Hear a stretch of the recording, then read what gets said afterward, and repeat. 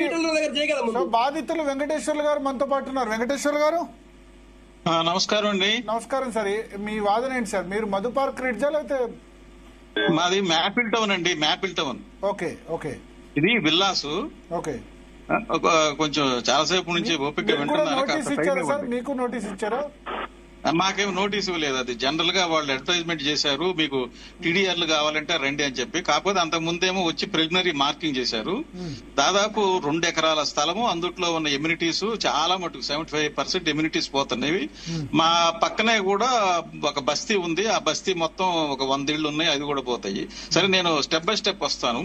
సరే, మూసీ బ్యూటిఫికేషన్ విషయంలో ఎవరికి అభ్యంతరాలు లేవు, ఏమీ లేవు. కాకపోతే ఏంటంటే ఒక మా కాలనీ కానీ మా మిగతా కాలనీస్ కానీ ఎలా తయారయ్యాయి, 2006లో ఫస్ట్ టైము 9 మీటర్ల బఫర్ జోను అని ఉన్నప్పుడు ఇవన్నీ పర్మిషన్లు ఇచ్చారు. వాళ్ళు 9 మీటర్ల బఫర్ జోన్ వదిలిపెట్టి అన్ని కట్టుకున్నారు. మళ్ళీ 2010లో తర్వాత 12లో ఈ బఫర్ జోన్ కాస్త 50 మీటర్లకి కూర్చుంది సక్సెస్ జీవోస్ తోటి. అసలు బఫర్ జోన్ అంటే ఏంటంటే, నేను I'm a professor in JNTU dealing with water resources. Buffer zone అంటే మామూలుగా నేచురల్ గా రివర్ లో ఆ పక్క నుంచి నీళ్ళు వచ్చినప్పుడు కొంత సాయిల్ ద్వారా ప్రవహిస్తే అందులో ఏమైనా మలినాలు ఉంటే ఆ మలినాలు శుద్ధి చేసి రివర్ లో పంపించడానికి బఫర్ జోన్. ఈ కేసులో రివర్ మొత్తం అర్బనైజ్ అయిపోయింది. సో బఫర్ జోన్ యొక్క ఆ రోల్ అనేది ఆల్మోస్ట్ నిల్ అయిపోయింది.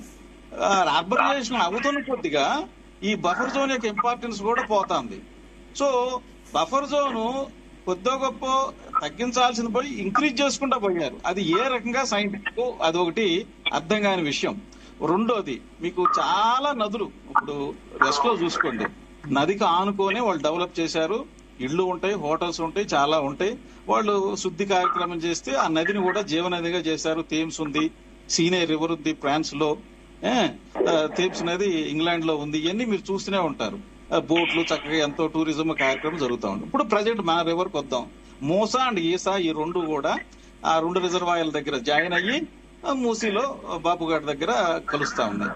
నిజానికి ఇక్కడ అసలు ప్రాబ్లం ఏం పెద్దగా లేదు. ఇది లేదంటే ఇన్ ద సెన్స్ డెవలప్ చేయడానికి. ఎందుకనంటే కొద్ది గొప్ప మిగతా కింద దిగువ భాగాన అంటే డౌన్ స్ట్రీమ్ మీద కంపేర్ చేస్తే తక్కువ కాలనీస్ అబ్జెక్షన్స్ తక్కువగానే ఉన్నాయి, అవి ఉన్నాయి. కాకపోతే ఏముందంటే మంచిగా చక్కగా స్లోప్ ఉంది ఈ రివర్ కి. ఇక్కడ ఇమీడియట్ గా వాటర్ పడగానే వెళ్ళిపోతా ఉంటాయి. ఎక్కడ కూడా అసలు ఫ్లడ్డింగ్ అనేదే లేదు.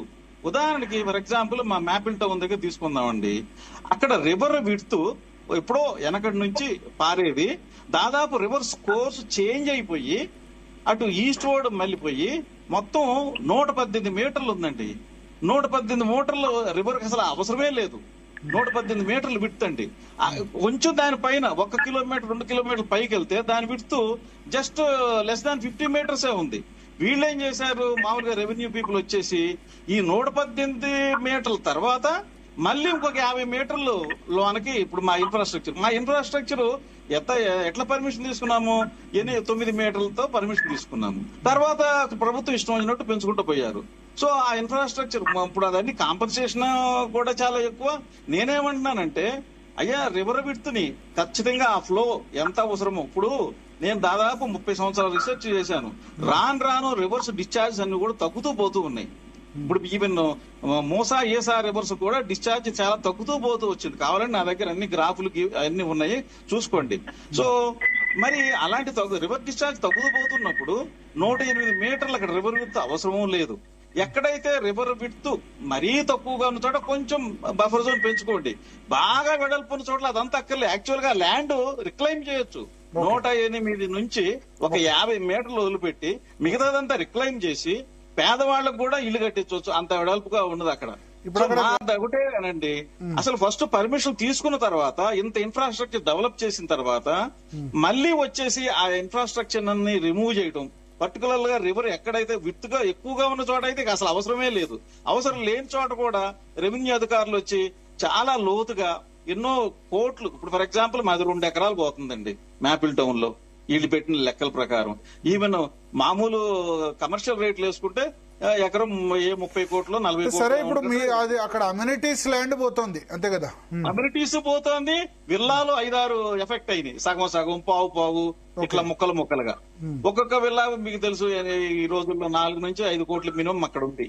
ఓకే, సో మంచిరేవులనా ఎక్కడ? మంచిరేవులనా లేదా ఎక్కడ? ఇది మంచిరేవులు కాదండి, ఇది మ్యాపిల్ టౌన్ అనేది మన ఏసా రివర్ మీద. ఇప్పుడు మీకు గ్లెండల్ అకాడమీ పబ్లిక్ ఉంది కదా, పెద్ద స్కూల్, దానికి ఇక దిగువకు వస్తే వస్తుంది, సన్ సిటీకి ఈస్ట్ సైడ్ ఉంటుంది అన్నమాట. సో నేనేమంటున్నానంటే శుభ్రం చేయండి, శుభ్రంగా కట్టండి, రిటైనింగ్ వాల్ కట్టేసి విడ్త్ ఎక్కువ ఉన్న చోట అంత ఎక్విజేషన్ అక్కర్లేదు. చక్కగా మధ్య రివర్ శుభ్రంగా సదనం చేయండి, మధ్య మధ్యలో బోల్డర్స్ తీసేయండి, ఆ చిన్న చిన్న ఐలాండ్స్ తీసేయండి, బోర్డంత ల్యాండ్ రిక్లైమ్ చేయండి, మినిమం లో మినిమం డిస్టర్బెన్స్ చేయండి, శుద్ధి చేయండి, కలపండి అందుట్లో. ఒకసారి అడుగుదాం, కాంగ్రెస్ రిప్రజెంటేటివ్ ఉన్నారు చరణ్ కౌశిక్ గారు. చరణ్ కౌశిక్ గారు,